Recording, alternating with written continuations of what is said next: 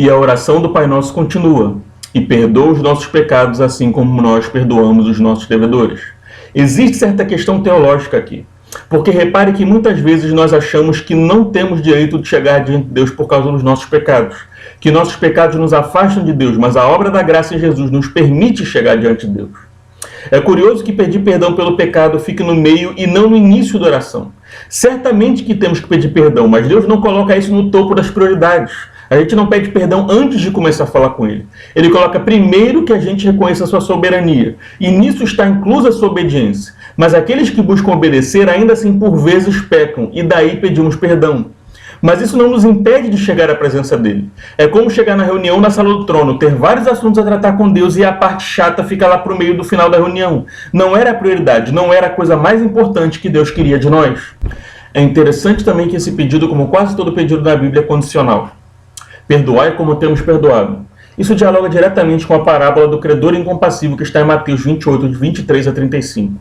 Nessa parábola é descrito um oficial do rei que devia uma fortuna e é perdoado. Mas logo depois ele encontra um companheiro que deve a ele uma quantia muito menor. No entanto, ele não está disposto a perdoar esse irmão. E o rei condena aquele que tinha sido perdoado da grande dívida não por ter uma grande dívida, mas por não perdoar a dívida muito menor do seu concidadão. O que é curioso aqui é que não se importa o tamanho das dívidas ou do pecado, ele tem perdão, desde que você perdoe.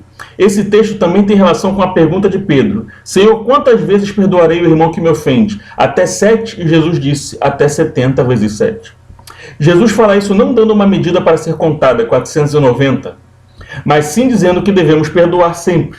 Uma coisa também é interessante na parábola é que o credor incompassivo deve um valor absurdo. Ele devia 10.000 talentos. Para vocês terem uma ideia, o talento é uma unidade de medida de peso que equivale a 32 quilos, chamado talento romano. Também existe uma medida diferente para o talento grego ou babilônio, mas aqui nós estávamos no período do Império Romano. Com a grama do ouro hoje na casa de R$300, foi o valor que eu vi quando eu fiz o vídeo, um talento equivaleria hoje a R$9.968.075, ou arredondando R$10 milhões era um único talento. Só que o credor incompassivo devia 10.000 talentos, ou seja, isso dá um total de 320 toneladas de ouro, que em valor de hoje dá perto de 96 bilhões de reais em valores atualizados. Obviamente que é uma hipérbole, é um exagero que está contido na parábola. Mas se você pensar que Jesus estava exagerando de propósito, o que ele queria dizer era o seguinte: a dívida era impagável. E ainda assim ele foi perdoado. Nessa parábola, o rei representa Deus, e os credores representam cada um de nós. Nós temos uma dívida impagável com Deus pelos nossos pecados, tanto que foi necessário o sacrifício de Jesus para redimir todos nós. Não existe esperança, parcelamento ou meio pelas nossas forças de pagar tais dívidas. Por outro lado, o credor incompassivo, que devia 10.000 talentos, 320 toneladas de ouro, cobrou uma dívida de 100 denários e não estava disposto a perdoar. Um denário era o salário de um trabalhador braçal por um dia de trabalho. 100 denários seriam equivalente a 100 dias, pouco mais de 3 meses ganhando salário mínimo. Nos dias de hoje isso seria algo equivalente a R$3.000, um pouco mais, 3.100, 3.200. Uma dívida completamente pagável. Não é pequena, mas também não é uma coisa irreal, impossível de pagar. No entanto, o credor incompassivo queria receber integralmente. Veja, ele teve perdoada uma dívida de 96 bilhões e quis esfolar alguém por uma dívida de R$3.000. Essa é a nossa condição em relação a Deus e essa é a nossa condição em relação aos nossos irmãos.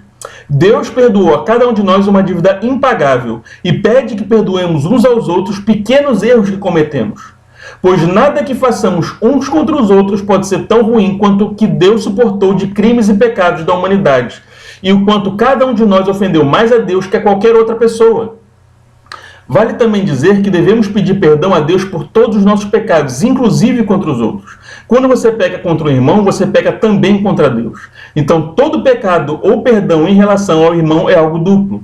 Você pecou contra Deus e contra aquela pessoa. Agora, se Deus perdoou e Ele é justo, porque eu, sendo também pecador e necessitado de perdão, posso me dar ao luxo de não perdoar?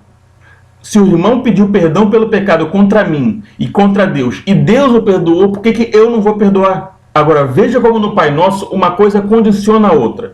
Perdoa assim como nós perdoamos. A condição não é o valor da dívida. Eu perdoei 10 mil, então me perdoe 10 mil. Eu perdoei 100, então me perdoe 100. Não, a condição é simplesmente: eu que fui perdoado em tanto, se quero ser perdoado pelas minhas dívidas impagáveis, tenho que perdoar os erros e ofensas menores que foram cometidos contra mim pelo meu irmão, a quem Deus também perdoou, tendo contra ele uma queixa muito mais grave, e contra mim também.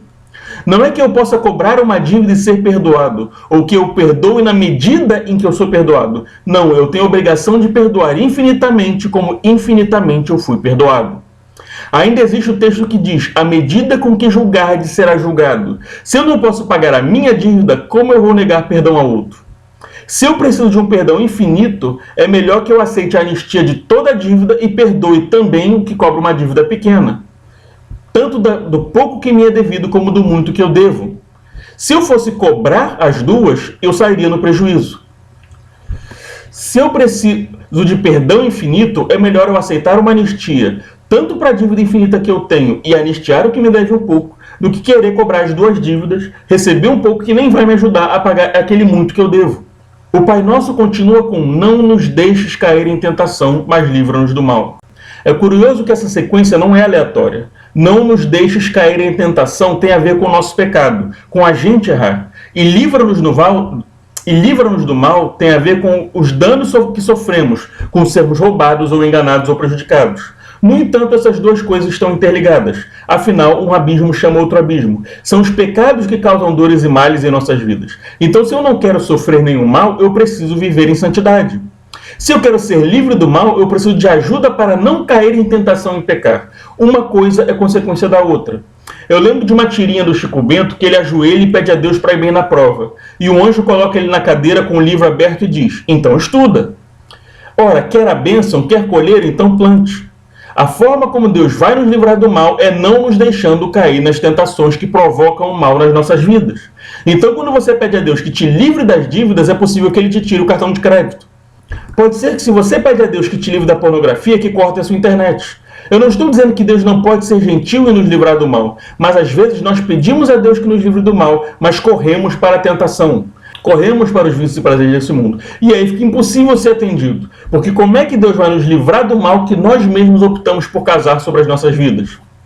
Agora observe como esse verso, não nos deixes cair em tentação, mas livra-nos do mal, se relaciona lá no início com: venha a nós o teu reino, seja feita a tua vontade, assim na terra como nos céus. Quando Deus nos livra da tentação, e quando nós fazemos a vontade dele, assim na terra como é feita nos céus, sem pecado, o reino de Deus vem a nós, e o reino de Deus se manifesta, e nós estamos livres de todo mal. Enquanto muitas pessoas pensam na oração como forma de obter benefícios terrenos ou bênçãos, a oração modelo e todo o entorno dela está ancorado na forma e na motivação da oração focada nos propósitos de Deus e na obediência à vontade dele, e condicionada a fazermos a nossa parte em submissão com a ação.